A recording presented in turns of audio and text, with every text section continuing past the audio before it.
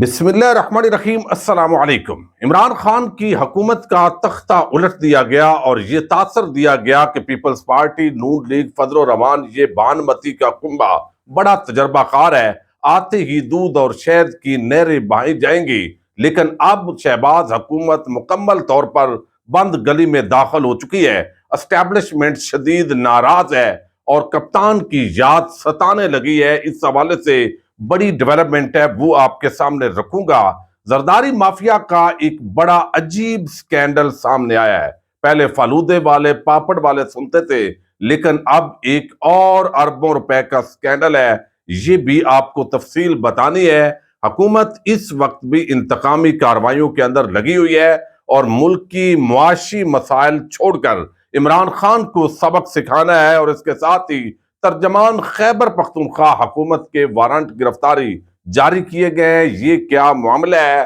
اسی عام خبر سے ہم ویڈیو کا آغاز کریں گے اور انتہائی عام ویڈیو ہوگی۔ میں امید کروں گا کہ آپ سماعت کرنے کے بعد اپنے قیمتی فیڈ بیک سے ضرور آگاہ کریں گے۔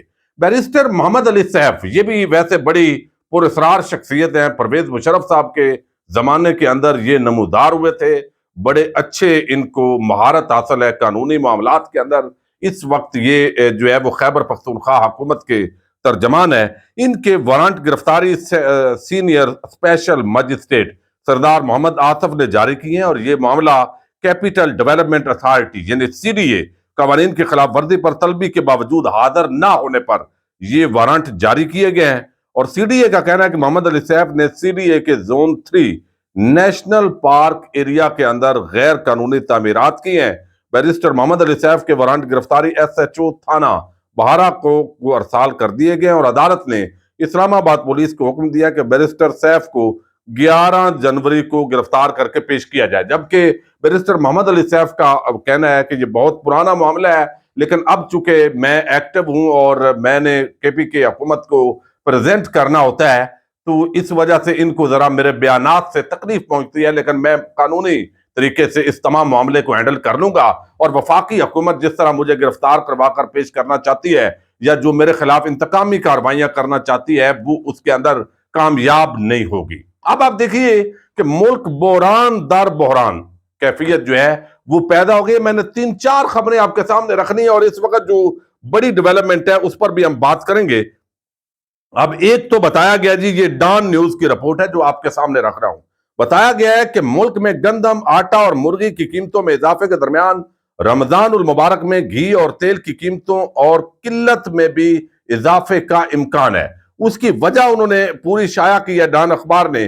کہتے ہیں کہ گندم کے، آٹے اور چکن کی بڑھتی ہوئی قیمتوں کے باعث پہلے ہی زیادہ تر گھریلو بجٹ متاثر ہو رہے ہیں، اور اگر فوری اقدامات نہیں کیے گئے تو آئندہ مہینوں بالخصوص ماہ رمضان میں تیل اور گھی کا بحران بھی شدت اختیار کر جائے گا۔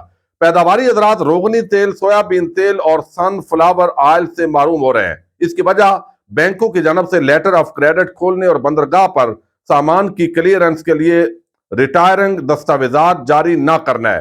اس حقیقت کے باوجود کہ 27 دسمبر 2022 کو اسٹیٹ بینک کی جانب سے خام مال کو ضروری اشیاء قرار دیا تھا۔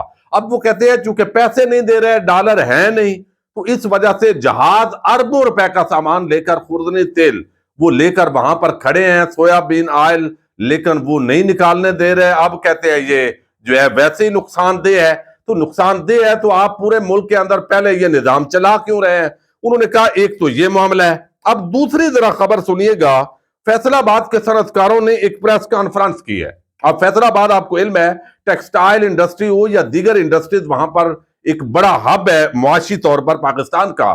اب بتایا گیا ہے کہ معاشی حالات پر ملک کے صنعت کار وہ کہتے ہیں کہ صنعت کاروں نے موجودہ صورتحال پر غیر ملکی کسٹمرز کے حوالے سے انکشاف کرتے ہوئے کہا ہے کہ حکومت سے حالات کے سدھار کے لیے فوری اقدامات کرنے کی ضرورت ہے۔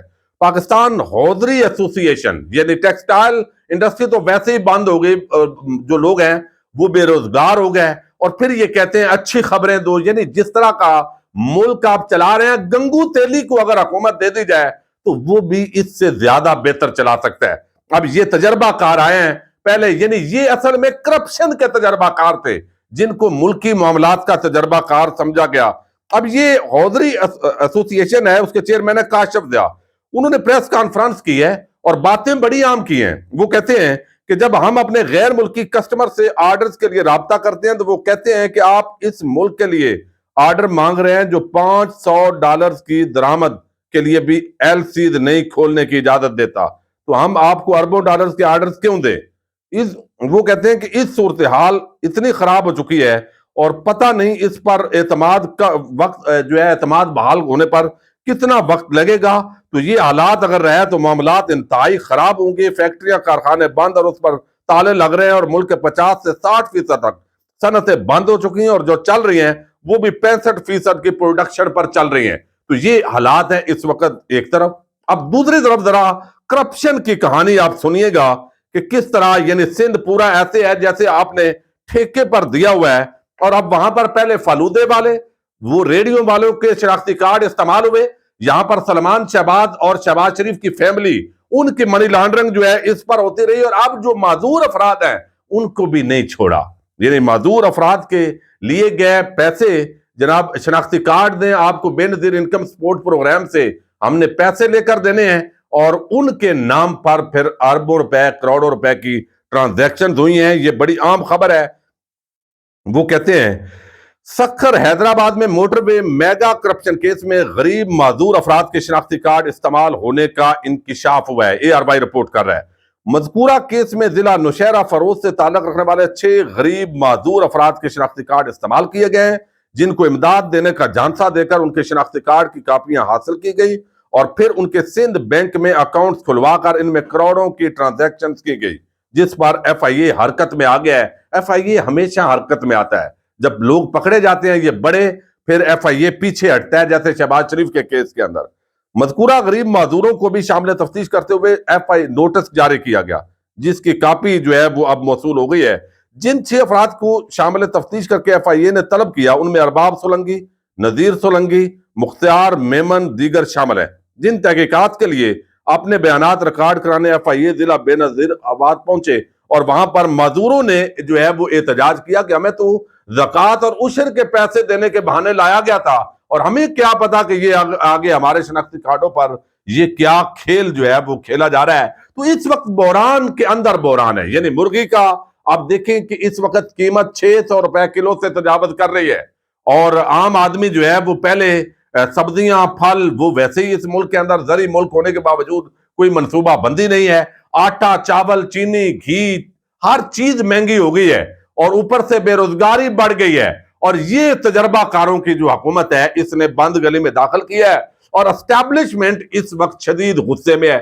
اب اس کو آپ کہتے ہیں غصے میں نہیں آنا چاہیے, وہ ذمہ دار ہے. یہی تو وجہ ہے چونکہ اس وقت یہ حکومت کی جتنی ناکامیاں ہیں وہ اسٹیبلشمنٹ مقتدر حلقوں کے کھاتے میں پڑ رہی ہیں, کیونکہ جو یہ پوری چینج آئی ہے یہ بانمتی کا کنبہ جس طرح سے اکٹھا کیا گیا اور یہ تمام قوم کے ایک جس طرح چوروں ٹھگوں کا ٹولہ عوام سمجھتی ہے کہ یہ اکٹھا ہو کر یہاں عمران خان کو تو ہٹا دیا, جس کی بھی انا کو تسکین پہنچنی تھی وہ پہنچی, لیکن ملک کو کہاں پر داخل کر دیا.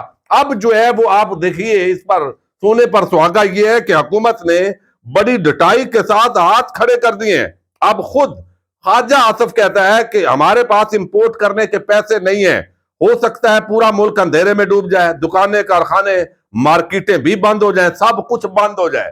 یعنی یہ سب کچھ دیکھیں کتنی ڈٹائی اور بے شرمی کے ساتھ ایک بندہ بیٹھ کر یہ کہتا ہے ہو سکتا ہے پورا ملک بند ہو جائے. تو بھائی آپ کیوں کھلے ہیں؟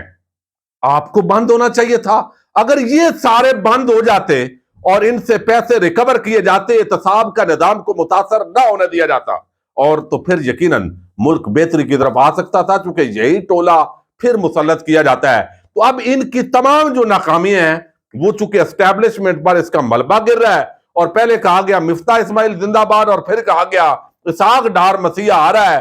تو اب یہاں پر باوثوق ذرائع سے آپ کو میں خبر دے رہا ہوں, اب کہا جا رہا ہے کہ کپتان اگر حکومت مکمل کر لیتا تو وہ اچھا تھا.